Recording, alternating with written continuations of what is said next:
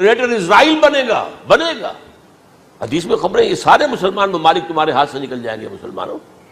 یہ عراق اور اردن اور یہ اور وہ، یہاں تک کہ ترکی، سعودی عرب کا بھی شمالی حصہ نکل جائے گا. البتہ مدینے کا جو ان کا پروگرام ہے اس کو اللہ نہیں پورا ہونے دے گا. مدینے میں داخلے کی ان کو اجازت نہیں ملے گی.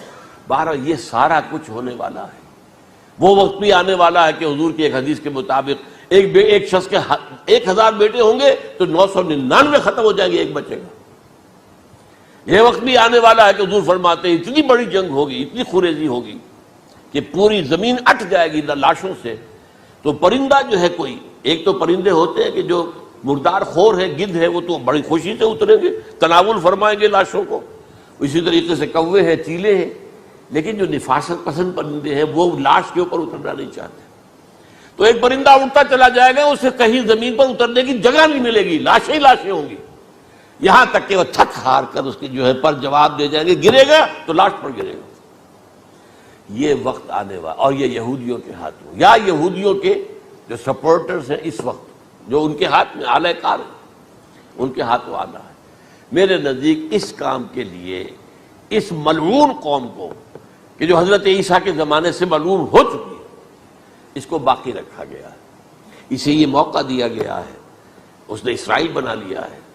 تقریباً 2000 سال کے بعد وہ دوبارہ آ کر آباد ہوئے اس سرزمین میں جہاں سے نکال دیے گئے تھے 70 عیسوی کے اندر. یہ سارا کچھ کیوں ہو رہا ہے؟ ان کا یہ استثناء کیوں کیا گیا؟ یہ بڑی تلخ بات ہے، یہ یاد کر لیجیے. کیونکہ یا تو قوم اسی وقت ہلاک کر دی جاتی، جیسا کہ ہوا قوم نوح، قوم ہود، قوم عاد، قوم ثمود، قوم شعیب. یہ ہوا کہ نہیں ہوا؟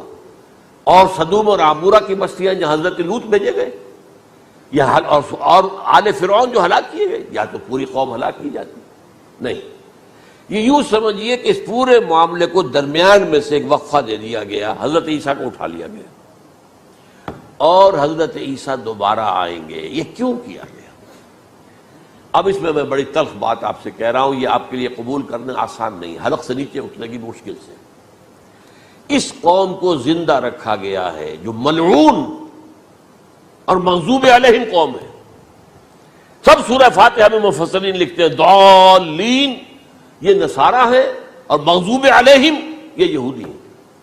اور قرآن کہتا ہے لعن الذین کفروا من اہل الکتاب علی لسان داؤد وعیسی ابن مریم، لعنت کی گئی. ایک ملعون اور مغضوب قوم کے ہاتھوں آخری امت محمد، اور اس کا بھی بہترین حصہ، اس پر عذاب ان کے ہاتھوں آئے گا. عربوں پر عذاب یہودیوں کے ہاتھوں، اس لیے ان کو بچایا گیا.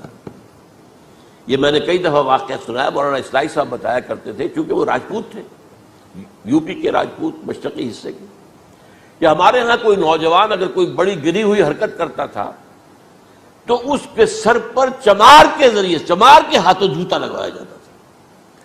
اگر راجپوت کے سر پر راجپوت کا جوتا گرا تو چلو تکلیف تو ہوئی، لیکن یہ کہ راجپوت کا جوتا گرا ہے نا، پڑا ہے. لیکن راجپوت کے سر پر چمار کا جوتا، جس کو آپ انگریزی میں کہتے ہیں to add insult to injury, وہ تکلیف بھی ہے جوتا کھانے کی، اور انسلٹ ہے کہ ایک چمار مار رہا.